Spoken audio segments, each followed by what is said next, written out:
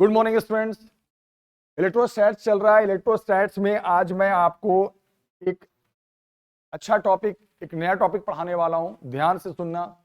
Topic का नाम है force experienced by charge Q in external electric field. ये बहुत अच्छा टॉपिक है, ध्यान से पढ़ लो। In external electric field. अब सुनो मैं क्या बता रहा हूं। कहा यह जा रहा है कि मान लो अभी आपने क्या पढ़ा था कुछ देर पहले, कुछ देर के लास्ट वीडियो में, उससे पहले, अगर आपके पास दो चार्जेस होते हैं और वो आर डिस्टेंस पे होते हैं तो एक दूसरे पे जो फोर्स अप्लाई करते हैं वो फॉर्मूला होता था के Q1 Q2 by are square. जो क्या पढ़ा रहा हूं देखो। आज मैं क्या बताने जा रहा हूं कि अगर आपके पास कोई चार्ज है और वो एक्सटर्नल फील्ड में आ जाए। अब एक अलग कॉन्सेप्ट है। मतलब ये कि मान लो इस जगह पे एक पहले से इलेक्ट्रिक फील्ड प्रेजेंट है जिसकी डायरेक्शन, इलेक्ट्रिक फील्ड इंटेंसिटी की डायरेक्शन राइट साइड है। मेरी बात को सुनो। मान लो यहां पर एक्सटर्नल इलेक्ट्रिक फील्ड है, बाहरी इलेक्ट्रिक फील्ड है जिसकी डायरेक्शन राइट साइड है, राइट साइड है। ये एक्सटर्नल मतलब पहले से एग्जिस्टिंग फील्ड है यहां पर। अब यहां पर कोई चार्ज आता है, कोई चार्ज बाहर से आता है, बाहर से एक चार्ज आया क्यू। कहां पे आया? इस फील्ड में आया। ये फील्ड ध्यान रखना इस चार्ज की नहीं है, तभी तो मैं एक्सटर्नल बोल रहा हूं। ये किसी और चार्ज की फील्ड है। अच्छा कॉन्सेप्ट है, ध्यान से सुनना। अब अगर कोई चार्ज बाहर से आता है, यहां पर पहले से फील्ड एग्जिस्ट कर रही है, तो चार्ज जैसे ही आएगा वैसे ही फोर्स फील करेगा, तुरंत फोर्स फील करेगा। और वो फोर्स क्या फील करेगा? अब जरा ध्यान से सुनो। वो जो फोर्स चार्ज फील करेगा, ये फोर्स F जो फोर्स फील करेगा बेटा, इस फोर्स का फॉर्मूला होगा Q इंटू ई। बस इतना याद रखना, Q इंटू ई, यही है फॉर्मूला। चार्ज और इंटू वहां की एग्जिस्टिंग फील्ड। तो एक तो फॉर्मूला फोर्स का आप ये जानते थे के Q1 Q2 by are square. एक नया फॉर्मूला सीख के जा रहे हो आज आप, Q इंटू ई। ये भी सीख लो आज। Q फॉर द चार्ज और E for the electric field intensity. Q तो हो गया चार्ज और E वहां पर की हो गई इलेक्ट्रिक फील्ड इंटेंसिटी। वहां पर कितनी इंटेंसिटी है वो हो गई। अब इसमें क्या कॉन्सेप्ट है जरा सुनना।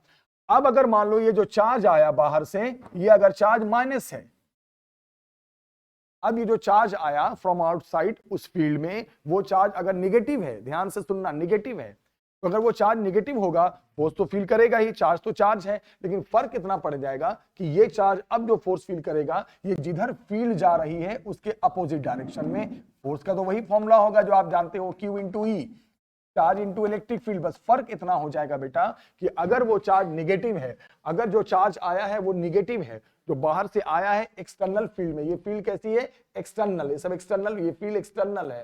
तो अगर वो चार्ज निगेटिव है तो फोर्स तो उतना ही फील करेगा, Q इंटू ई। बस डिफरेंस इतना होगा कि वो जो फोर्स फील करेगा, अब जिधर भी फील्ड जा रही है उसके अपोजिट डायरेक्शन। फील्ड अगर राइट साइड है तो फोर्स लेफ्ट साइड फील करेगा, फील्ड अपवर्ड है तो फोर्स डाउनवर्ड फील करेगा, फील्ड डाउनवर्ड है तो फोर्स अपवर्ड फील करेगा। ये बहुत बड़ा कॉन्सेप्ट है। ये एक नया फोर्स हमने पढ़ाया, Q इंटू ई। तो फोर्स के दो फॉर्मूले याद रखना। दो चार्जेस दे दे, उनके बीच डिस्टेंस दे दे तो के Q1 Q2 by are square, और एक चार्ज दे दे और दूसरे की फील्ड दे दे, एक्सटर्नल फील्ड दे दे, तब फॉर्मूला यूज होता है Q इंटू ई। याद रखना बेटा, Q इंटू ई। अब यहां पर बोलोगे सर इस कॉन्सेप्ट को अच्छा, एक बात ये भी ध्यान रखना, मैं बार बार बोल रहा हूं, फोर्स की डायरेक्शन किधर होगी जो वो फील करेगा, तो ये भी याद रखना। अगर वो चार्ज पॉजिटिव है, अगर वो चार्ज पॉजिटिव है, आने वाला चार्ज देखो साफ दिख रहा है बोर्ड पे, अगर वो चार्ज पॉजिटिव है तो जिधर फील्ड जा रही है उधर ही फोर्स जाएगा, और अगर वो चार्ज निगेटिव है तो जिधर फील्ड जा रही है उसके अपोजिट डायरेक्शन में फोर्स जाएगा। इस बात को ध्यान रखना, दिस इज वेरी इंपॉर्टेंट। अब यहां पर इस पे मैं एक क्वेश्चन करा देता हूं, बड़ा अच्छा सवाल है, आप देखो एक करके। एक दो कुछ कभी भी थ्योरी पढ़ते हैं तो एक दो न्यूमेरिकल्स कर लेने चाहिए, उससे क्लियर हो जाता है concept.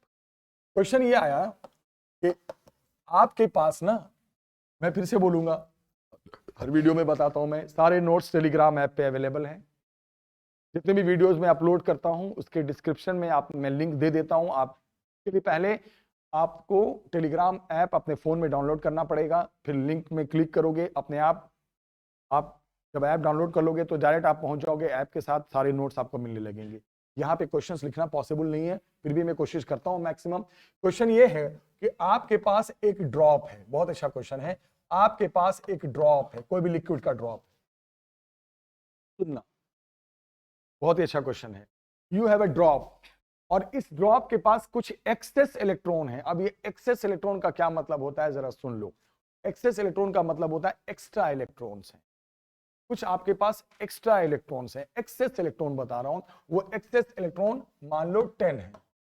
If you have 10 excess electron, आपके पास 10 एक्स्ट्रा इलेक्ट्रॉन है, तो 10 एक्स्ट्रा इलेक्ट्रॉन का मतलब ये हुआ कि आपके पास ये इतने एक्सेस इलेक्ट्रॉन है, मतलब इलेक्ट्रॉन आ गए और ट्रांसफर होकर बढ़ गए, तो चार्ज हो गई बॉडी, निकल जाए तब भी बॉडी चार्ज हो जाती है।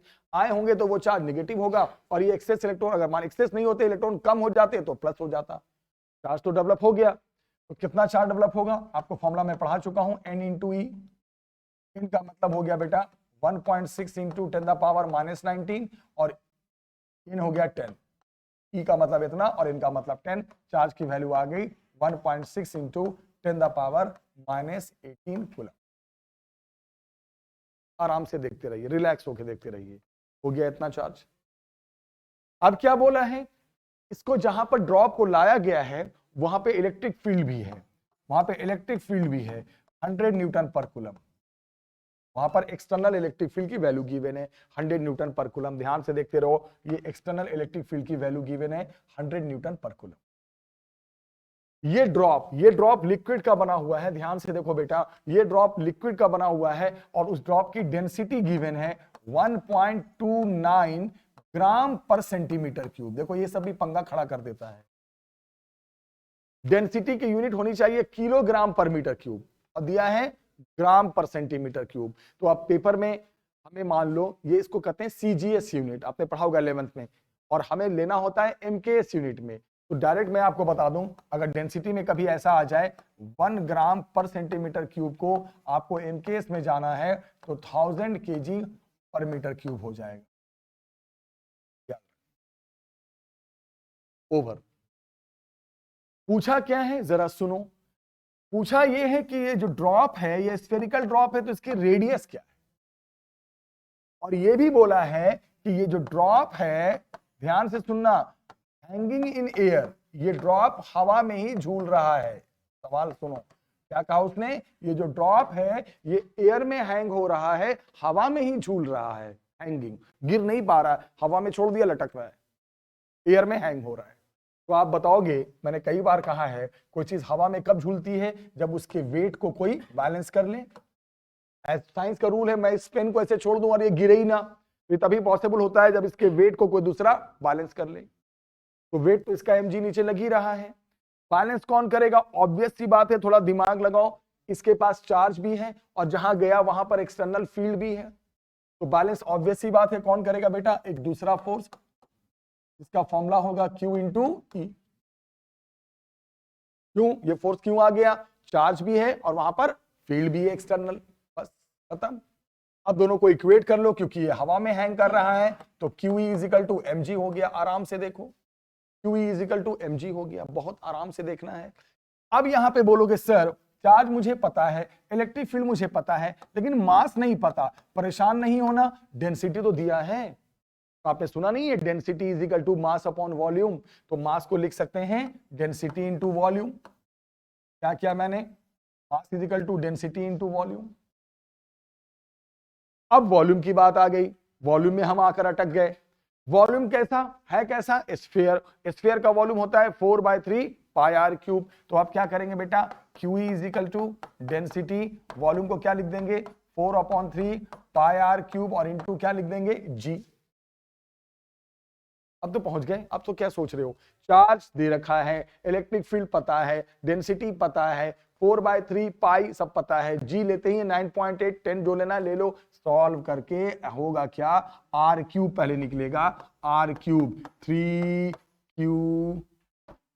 सब में एक शिफ्ट कर दूं, QE अपॉन 4 रो पाई जी, बस सब कुछ पता, एवरीथिंग यू नो। ये तो आर क्यूब निकल गया, मुझे आर क्यूब चाहिए, आर चाहिए, आर चाहिए, तो क्या करेंगे उधर 3q_e/4 देखते जाओ रो पाई जी, और इसका पावर क्या बिठा देंगे 1/। अब वैल्यू रखो या वैल्यू ना रखो टीचर मार्क्स दे देते हैं आपको, अगर सब्जेक्टिव क्वेश्चन में आया। ऐसे सवाल एमसीक्यू में नहीं आ सकते, क्योंकि इतना सॉल्व करके ऑप्शन निकालना बहुत मुश्किल है, इतना टाइम नहीं रहता। एमसीक्यू के क्वेश्चंस अलग तरह के होते हैं जो डायरेक्ट 1 मिनट में सॉल्व होते हैं। ये सब्जेक्टिव क्वेश्चन में आएगा, आपके पास वही ये सारी वैल्यू लिख देनी है पेपर में, और इतना तक तो जरूर छोड़ना है, तभी मार्क्स मिलेंगे। वैल्यू रखो ना रखो उतना नहीं, टाइम है तो रखो, नहीं तो कोई बात नहीं। ये जो क्वेश्चन मैंने कराया, अभी जो टॉपिक पढ़ाया वही इसी फॉर्मूले पे था, Q/E पे था। अब यहां पर ध्यान से सुनना, बहुत ही अच्छा क्वेश्चन करा रहा हूं, एक एग्जाम इसी पे करा रहा हूं मैं बेटा। 2 प्लेट है, एक प्लेट प्लस है और एक प्लेट माइनस है, 2 मेटल के प्लेट्स हैं, एक प्लेट पॉजिटिव है, एक प्लेट निगेटिव है। तो आपको पता है एक प्लस हो और एक माइनस हो, इलेक्ट्रिक फील्ड इंटेंसिटी की डायरेक्शन प्लस से माइनस की तरफ आती है। ये हो गया E। सुनते रहो, ध्यान से सुनते रहो। अब क्या हुआ, ध्यान से सुनो जो मैं पढ़ा रहा हूं। अब यहां पर एक प्रोटॉन आया, प्रोटॉन, ध्यान से सुनो बेटा, प्रोटॉन आया। प्रोटॉन होता है positive charge, obviously positive charge. जैसे ही प्रोटॉन आएगा, जैसे ही प्रोटॉन आएगा इलेक्ट्रिक फील्ड में आएगा, जैसे ही प्रोटॉन आएगा और वो भी इलेक्ट्रिक फील्ड में आएगा, आते साथ वो फोर्स फील करेगा। और चूंकि प्रोटॉन पॉजिटिव चार्ज है तो ये तो पक्की बात है कि प्रोटॉन पॉजिटिव चार्ज कैसा फोर्स फील करता है आपको पता है। पॉजिटिव है तो किधर फोर्स फील करेगा, डाउनवर्ड डायरेक्शन में, वो तुरंत एक फोर्स फील करेगा F, तुरंत आते साथ फोर्स फील करेगा F, इमीडिएट। और चूंकि प्रोटॉन पॉजिटिव है तो जिधर फील्ड है उधर ही फोर्स फील करेगा। ये फोर्स कितना होगा, force experience by proton FP, P का मतलब force experience by proton, formula होगा Q/E,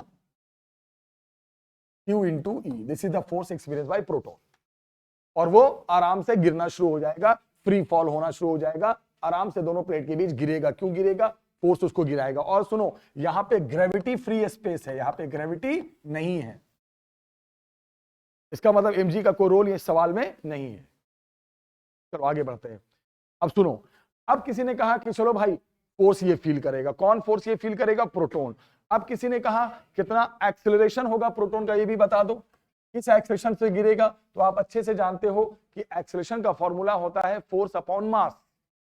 तो जितना वो फोर्स फील किया वो divided by mass, mass of what, proton. Force इतना फील करेगा, एक्सेलरेशन इतना। देखते जाओ, ध्यान से देखते जाओ। अब क्या कहा कि अब प्लेट की पोलैरिटी उलट कर दी गई, उल्टी कर दी गई, मतलब ऊपर वाला माइनस बना दिया गया, नीचे वाला प्लस बना दिया गया। क्यों किया गया अभी बताता हूं मैं। अब बताओ इलेक्ट्रिक फील्ड की डायरेक्शन कहां से कहां होती है, away from positive towards negative. अब इलेक्ट्रिक फील्ड वही रहा लेकिन उसकी डायरेक्शन बदल गई, क्योंकि प्लेट वही है, प्लेट नहीं चेंज किया, प्लेट की पोजीशन बदल दी। तो इलेक्ट्रिक फील्ड की वैल्यू वही रहेगी, बस इलेक्ट्रिक फील्ड की डायरेक्शन उलट जाएगी। कैसे, इलेक्ट्रिक फील्ड हमेशा कहां से कहां जाता है, प्लस से माइनस की तरफ। अब यहां पर हम लेके आए इलेक्ट्रॉन, ध्यान से देखना, इलेक्ट्रॉन लेकर आए। अब इलेक्ट्रॉन कैसा चार्ज होता है, नेगेटिव। और नेगेटिव चार्ज जैसे इस फील्ड में आएगा तो क्या फील करेगा, फोर्स। अब जब नेगेटिव चार्ज फोर्स फील करेगा तो आप बोलो किधर फोर्स फील करेगा, ऑब्वियसली बात है इलेक्ट्रिक फील्ड अगर ऊपर जा रही है तो ये फोर्स किधर फील करेगा, नीचे की तरफ। तो ये जैसे इलेक्ट्रॉन आएगा इस फील्ड में तो अब ये फोर्स फील करेगा नीचे की तरफ और ये गिरना शुरू हो जाएगा। अब आप सोचो, ध्यान से सोचो, अगर मैं, कॉन्सेप्ट है यहां पर, अगर मैं प्लेट की पोलैरिटी ऊपर वाला प्लस रखता, नीचे वाला माइनस रखता, जैसे था वैसे ही रखता, तो इलेक्ट्रॉन गिर ही नहीं पाता नीचे। क्यों नहीं गिर पाता, सुनो, फील्ड तो नीचे, ऊपर से नीचे आ रही है, फील्ड तो हमेशा प्लस से माइनस की तरफ आती है, और इलेक्ट्रॉन कैसा चार्ज है, नेगेटिव। वो किधर फोर्स फील करेगा, जिधर फील्ड है उसके अपोजिट। तो फील्ड नीचे है तो फोर्स किधर फील करता, ऊपर। तो गिरता कैसे, इलेक्ट्रॉन फॉल कैसे करता। तो इलेक्ट्रॉन को फॉल कराने के लिए, फॉल कब होगा, जब फोर्स नीचे की तरफ आए, और नीचे की तरफ फोर्स तभी लगेगा जब फील्ड ऊपर जाए। क्यों, क्योंकि ये चार्ज नेगेटिव है, इसीलिए मैंने प्लेट की पोलैरिटी की जगह बदल दी, ऊपर नीचे कर दी। चलो हो गया, इतना खत्म करो। अब बताओ ये फोर्स कितना फील करेगा इलेक्ट्रॉन। तो फॉर्मूला होता है फोर्स का बेटा Q/E, charge of electron into E। अब बताओ एक्सेलरेशन इलेक्ट्रॉन का क्या होगा जिससे वो फॉल कर रहा है, गिर रहा है ऊपर से नीचे, तो हो जाएगा क्या फॉर्मूला होता है, फोर्स अपॉन मास। अब मैं क्या पढ़ाना चाह रहा हूं, अब सुनो। अब मुझे बताओ कि आप अच्छे से जानते हो कि चार्ज में जितना चार्ज प्रोटॉन का होता है उतना ही चार्ज इलेक्ट्रॉन का होता है। चार्ज तो इलेक्ट्रॉन प्रोटॉन का बराबर होता है, सभी जानते हैं, लेकिन मास बराबर नहीं होता। आपको पता है मास हमेशा प्रोटॉन का इलेक्ट्रॉन से क्या होता है, ज्यादा होता है। चार्ज सेम होता है, मास अलग होता है। तो अगर चार्ज सेम है तो फोर्स भी सेम होगा, क्योंकि फील्ड तो एक ही फील्ड में दोनों गए हैं भाई साहब। फील्ड तो एक ही है, प्लेट के बीच फील्ड तो एक ही है, प्लेट तो वही है, एक ही फील्ड में दोनों गिर रहे हैं, लेकिन चार्ज भी यहां पे सेम है। तो इसका मतलब ये हो गया कि इस पैटर्न में जितना फोर्स प्रोटॉन फील करेगा उतना ही फोर्स इलेक्ट्रॉन फील करेगा। यानी जो फोर्स एक्सपीरियंस होगा बाय इलेक्ट्रॉन और जो फोर्स एक्सपीरियंस होगा by what, proton, that force will be same. क्यों सेम होगा, बिकॉज फोर्स क्या आएगा, क्यू इंटू ई। चार्ज आया बाहरी फील्ड में, क्यू इंटू ई। फील्ड तो एक ही है प्लेट के बीच में, फील्ड हमने थोड़ी चेंज कर दिया, बस प्लेट की जगह बदल दी, नीचे वाला प्लेट ऊपर, ऊपर वाला प्लेट नीचे। क्यों ऐसा किया आपको समझ में आया, वरना इलेक्ट्रॉन गिर ही नहीं पाता, फॉल ही नहीं कर पाता। अब क्या हो गया, force will same, but acceleration same नहीं होगा। बताता हूं क्यों। एक्सेलरेशन होता है फोर्स अपॉन मास, मास अलग अलग है। फोर्स बेशक सेम है, फोर्स तो सेम है, लेकिन मास अलग अलग है। देखो, और मास के एक्सेलरेशन इनवर्सली होता है। साफ दिख रहा है कि एक्सेलरेशन का फॉर्मूला जो होता है वो मास के क्या होता है, इनवर्सली होता है। तो एक्सेलरेशन तो मास के इनवर्सली है, बिल्कुल इनवर्सली है। तो मास जिसका ज्यादा होगा उसका एक्सेलरेशन कम होगा। तो मास किसका ज्यादा होता है, प्रोटॉन का, तो एक्सेलरेशन ज्यादा किसका होगा, इलेक्ट्रॉन का। तो आप क्या बोलोगे कि एक्सेलरेशन के मामले में इलेक्ट्रॉन का एक्सेलरेशन ज्यादा होगा as compare to acceleration of the proton. तो फोर्स तो दोनों सेम फील करेंगे, बट एक्सेलरेशन इलेक्ट्रॉन का ज्यादा होगा, प्रोटॉन का कम। तो force will remain same, force same होगा बट एक्सेलरेशन अलग होगा। फोर्स क्यों सेम होगा, बार बार बता रहा हूं, इसलिए फोर्स का फॉर्मूला Q इंटू ई। चार्ज दोनों का सेम है, फील्ड तो एक मिली, फील्ड तो कॉमन फील्ड में है ना, फील्ड तो एक ही, फील्ड तो दोनों एक ही फील्ड में गए हैं। तो फोर्स सेम होगा, लेकिन एक्सेलरेशन अलग क्यों हो जाता है, क्योंकि एक्सेलरेशन मास पे भी डिपेंड करता है। मास के इनवर्सली होता है फोर्स अपॉन मास, और मास दोनों का अलग अलग है, इसलिए एक्सेलरेशन अलग अलग अलग अलग हो जाएगा। फिर इसमें एक और चीज पूछता है, ये बहुत अच्छे क्वेश्चन करा रहा हूं, ध्यान से देखना। फिर इसमें पूछेगा कि इलेक्ट्रॉन प्रोटॉन जब नीचे फॉल कर रहे हैं तो बताओ टाइम ऑफ फॉल का क्या रिलेशन होगा। टाइम ऑफ फॉल ये भी पूछेगा कि बताओ टाइम ऑफ फॉल किसका ज्यादा होगा, किसका कम होगा। तो टाइम ऑफ फॉल की बात कर रहा हूं, टी। तो ये बहुत बेसिक सी बात है कि जिसका एक्सेलरेशन ज्यादा होगा उसका टाइम ऑफ फॉल कम होगा। जिसका एक्सेलरेशन ज्यादा होगा स्पीड से आ जाएगा, तुरंत आ जाएगा। तो बताओ टाइम ऑफ फॉल का क्या रिलेशन है एक्सेलरेशन के साथ, इनवर्सली। एक्सेलरेशन किसका ज्यादा है, इलेक्ट्रॉन का। तो टाइम ऑफ फॉल किसका ज्यादा हो जाएगा, प्रोटॉन का। इसका मतलब प्रोटॉन को ऊपर से नीचे आने में ज्यादा टाइम लगेगा और इलेक्ट्रॉन को आने में थोड़ा कम टाइम लगेगा।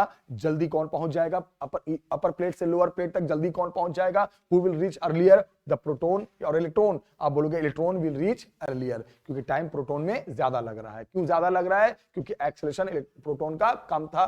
तो याद रखना, जिसका एक्सेलरेशन कम होगा उसका टाइम ऑफ फॉल ज्यादा होगा। तीन चीज पूछेगा, फोर्स बताइए, बोलोगे सेम लगेगा, एक्सेलरेशन बताइए, बोलना अलग लगेगा, और टाइम ऑफ फॉल बताइए तो बोलना वो भी अलग लगेगा। ये तीन कंपैरिजन पेपर में आते हैं।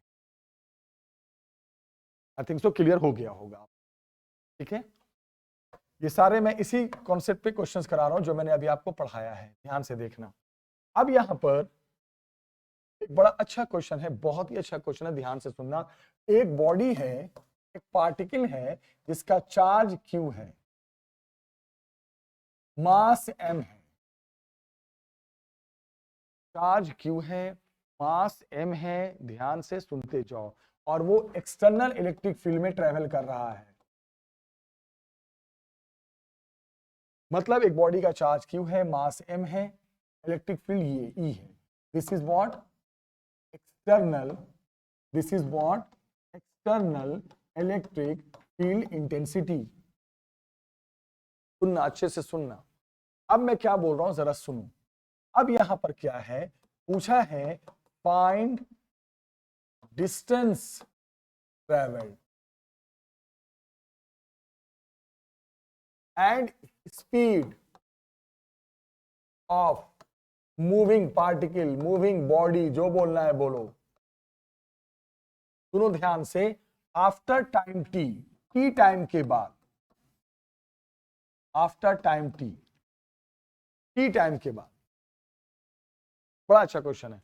सबसे पहले बोलोगे सर एक बात सुनो, ये बॉडी के पास चार्ज है और वो एक्सटर्नल फील्ड में आया, तो आपको मैंने क्या पढ़ाया था, कोई भी चार्ज अगर बाहरी फील्ड में आ जाए पहले वो फोर्स फील करेगा। फोर्स का फॉर्मूला मैंने क्या पढ़ाया, Q इंटू ई। बिल्कुल सर, चार्ज की वैल्यू दे दिया, रख देना, फील्ड इंटेंसिटी गिवन है, रख देना। फिर बोलोगे सर फोर्स से एक्सेलरेशन आ जाएगा, क्या होगा फॉर्मूला एक्सेलरेशन का sir, force upon mass, obviously force upon mass.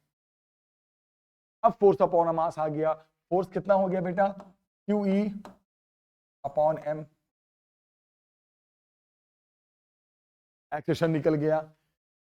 अच्छा, after time T speed of क्या निकालना है, डिस्टेंस और स्पीड। इनिशियल वेलोसिटी बॉडी की जीरो मानी जाती है फिजिक्स में, ध्यान रखना। अगर कोई बॉडी मोशन में है और इनिशियल वेलोसिटी के बारे में कोई बात ही नहीं किया है तो समझो वो रेस्ट से स्टार्ट हुई है, अंडरस्टूड होता है ये। तो इनिशियल वेलोसिटी क्या ले लेंगे, जीरो। और आपने पढ़ा था 9th क्लास में एक फॉर्मूला होता था डिस्टेंस निकालने का, भूल गए शायद, S is equal to UT plus half AT square. Yes, U तो जीरो है तो S इजिकल टू आ गया बेटा हाफ AT स्क्वायर। एक जगह पे आप क्या रख दोगे, आपके सामने है half QE by M into T square. Charge पता है, एक्सटर्नल फील्ड पता है, मास पता है, कितने टाइम में पूछा है वो सब वैल्यू दे देगा, डिस्टेंस आ गया, कितना डिस्टेंस ट्रेवल कर लिया उसने।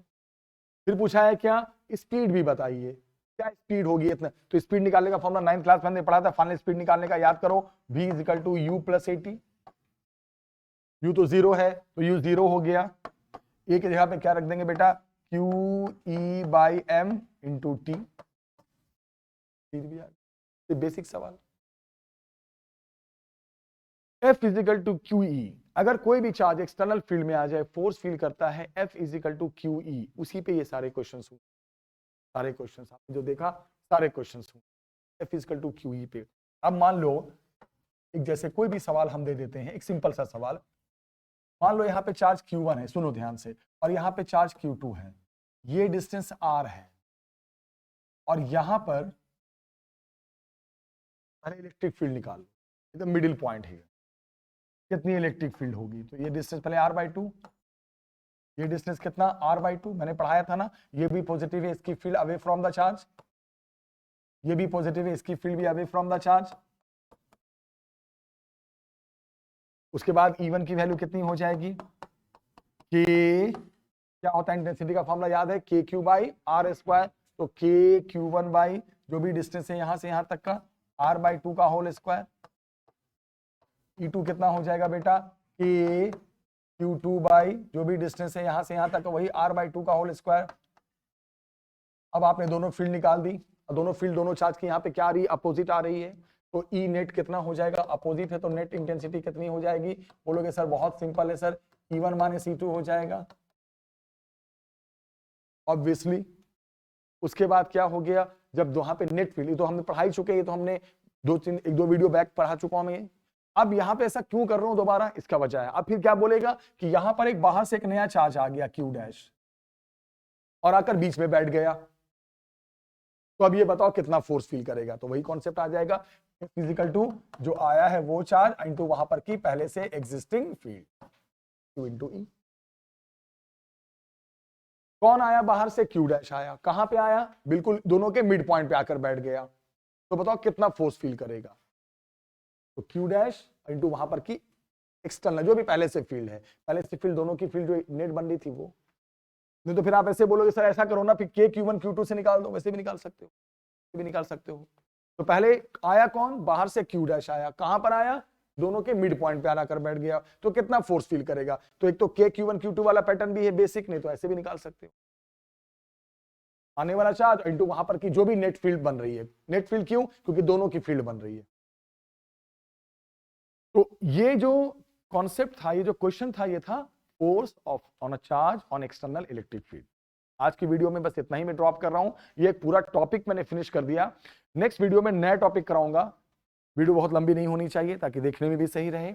हम नेक्स्ट वीडियो में मिलेंगे। आज ये टॉपिक फिनिश कर रहा हूं, तब तक वीडियो को लाइक करो, शेयर करो और टेक केयर, बाय बाय। हो गया सर।